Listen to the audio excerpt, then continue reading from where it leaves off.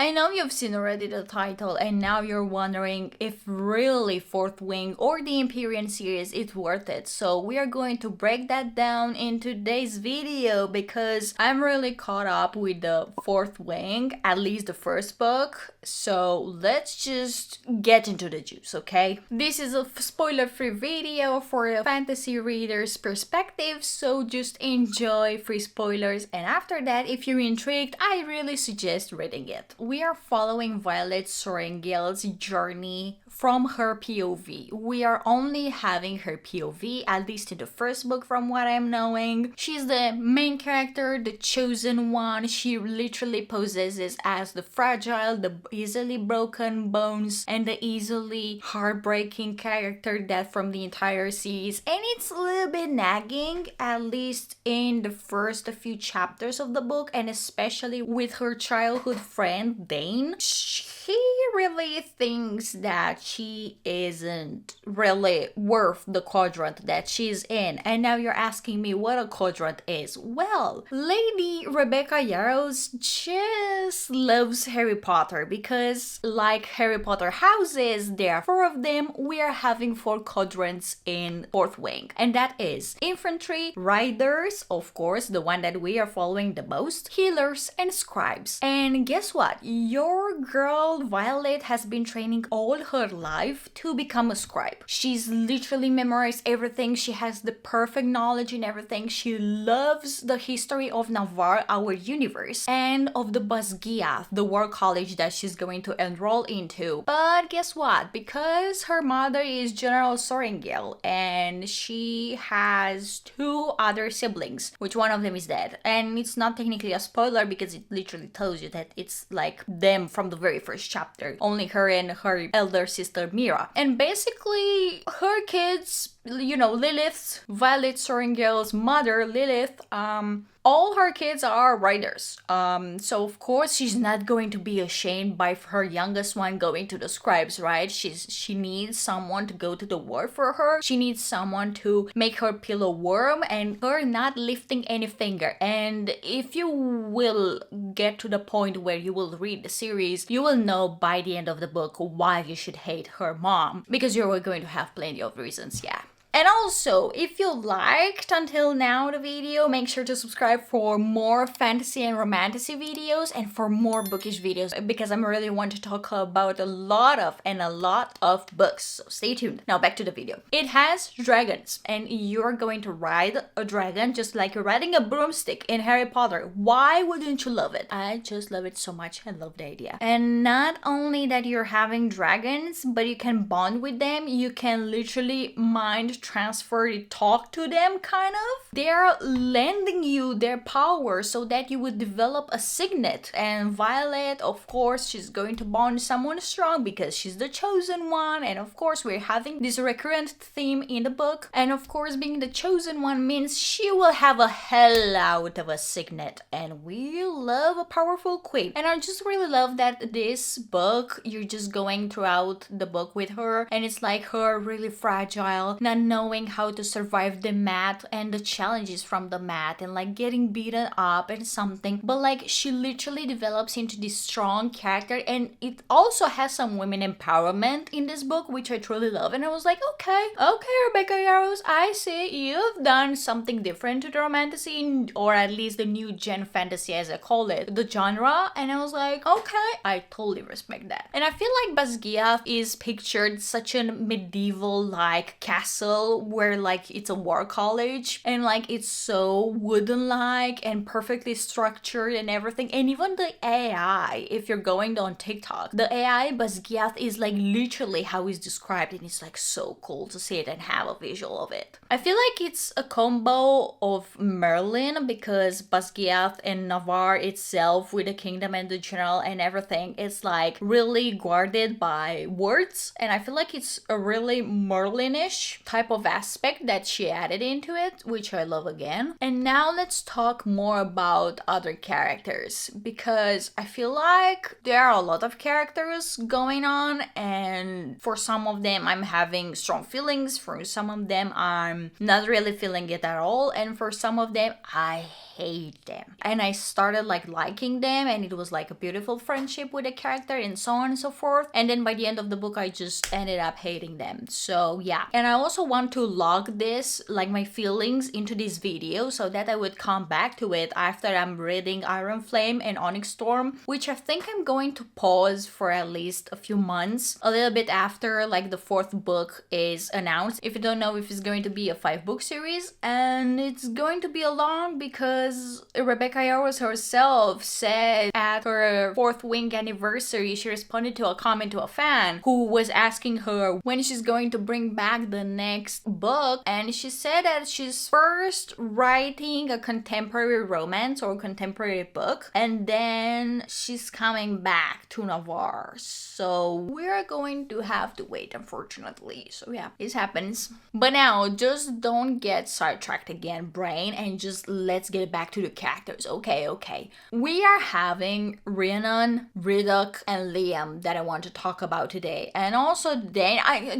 Dane is so simple. It started off with a beautiful friendship. I just loved it. I just loved the character and whatsoever. Then he did some things. Then he also was like kind of talking down on Violet, and you will see by that what I'm meaning. Then he started being annoying. Then he started being jealous for like, why are you jealous? You're not together. What? Huh?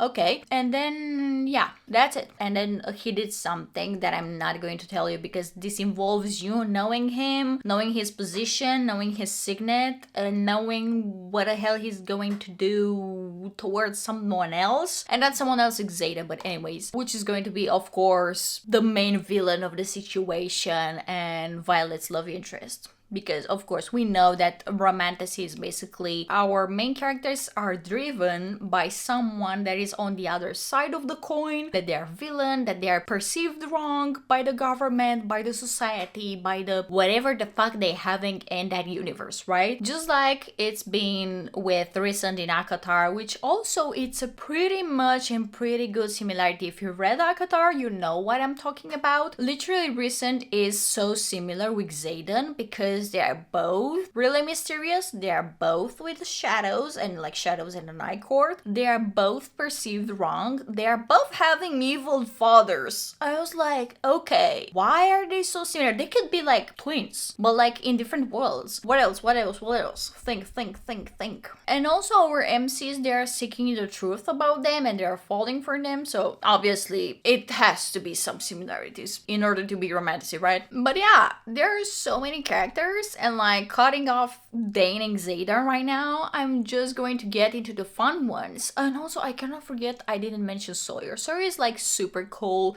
He's like really a smirky dude who is like, I don't know, all with the girls and something, and he's like not really a player or something, but he might be perceived at first by that, or at least by me he was perceived by a player, but then he turned out to be super friendly and a good friend for Violet and Rhiannon. And I was like, oh my god, I love him. Yes, I love him. Now going to the Imogen and the marked ones. I just don't like Imogen that much. I don't know if I'm pronouncing her name right. I don't really have a pronunciation chart or something that Rebecca left me in order to, hey girl, look, you're not native. This is how it's pronounced. This is how I'm visioning it. So I don't really know. But for me, it's Imogen. Probably it's not going to be. Probably I'm pronouncing it wrong. I'm just sorry in advance. I don't really like her. I don't know if I don't like her because of the matte challenge, because her hair is pink. No kidding, that's not something, but I needed to have something for like 3 motives, right? And her third motive would be like, she's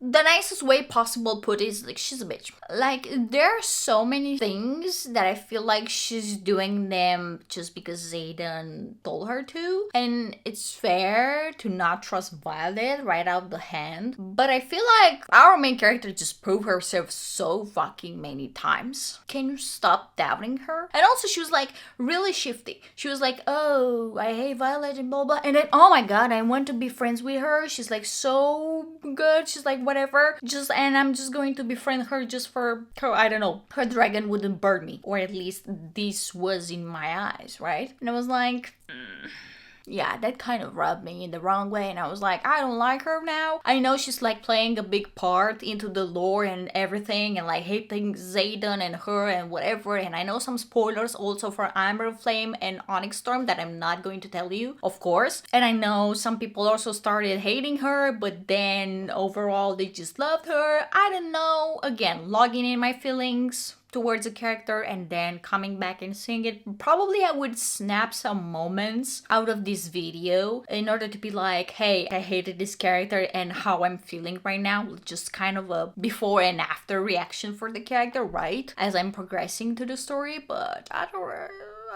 yeah, I don't know. Then Rhiannon. Rhiannon literally has been besties with Violet since the parapet, and I just fucking love her. She's my girl. She was first my girl before Violet was my girl, because Violet was so whiny and complainy and so, oh no, I can do this. Oh no, I can do that. Oh no, I'm fragile. Oh no, whatever. And she was like starting to annoy me at some point, and I was like, oh, maybe Rhiannon will talk her into it. Maybe Rhiannon will, I don't know, prove her something. You know, maybe she will learn how to fight. Maybe she would do something. But then no, I just fucking love both of the girls. I just love their connection. I just love how they're behaving. I just love Rhiannon's love for dragons. And I was like, oh my god, if I was someone in this book, I would be Rhiannon, because I'm so fucking fascinated about dragons. And I would be Rhiannon, I swear to god. Yeah. And Liam started off as a bodyguard and nothing much, and then they develop a beautiful friendship, and then everything went to shambles. Yeah, everything was so goddamn unexpected and heart-shattering, and just not even at the end of Fourth Wing, and you will be needing to discover that, because I cannot say more than this. And now about the end of the book. So Lilith is driving away all her children just because she's something else. And not really in a good way. You are learning that you've been lied to the entire book. Amazing, right? For sure, you won't have any trust issues by the end of this book. For sure you would have, especially with Rebecca Yarros and everything that you will be reading from her from now on. Or at least I would. Some people are something, but they're not. Yeah, I'm just going to put it that way so that I wouldn't spoil it for you. And about Jack, just pay attention to Jack Barlow, that he's going to have a description for the first time. Not the first time that you are encountering him, but for the first time after you're knowing who he is. You know that she hates Violet, you know that he's like insufferable. You've known him from like the very first pages of the book, probably chapter 2, right? And you know that he hates Violet, whatever, and everything. I know his reasons and something, but like at some point after they are doing the threshing, so after they're bonding with the dragons, pay attention to what they're saying about Jack Barlow. Pay attention, because it's a description with a feature about his face that you will need to take into account for the next books, and especially for the end of the Fourth Wing, because I guess that's at least, I don't know, at the 65-70 maybe the description, and then you're learning about many other things like at the 90% of the book, so it's going to come in handy. And if you didn't catch on it, just let me know down in the comments below, and probably I would be able to explain it to you in another way or something. And also let me know down in the comments below if I convinced you already to read the book, or at least the first book, if not the entire trilogy. By now it's a trilogy, so yeah, I cannot really say a series. And until you're going to see the next bookish video, or at least the Switch cozy games video that I'm going to do, because I'm also doing cozy videos and gaming reviews and everything on Switch and also on PC and the other, but like my main focus is on Switch because I really love my Switch and I cannot wait for Switch 2. Follow me for more on Instagram in the description below, so that you would find daily stories on Instagram about whatever content I'm doing, what am I reading. Probably you would be able to predict what other video it's going to be. And yeah, until then, just, I don't know, happy reading, happy playing, and see you in the next video the next Thursday. Bye bye.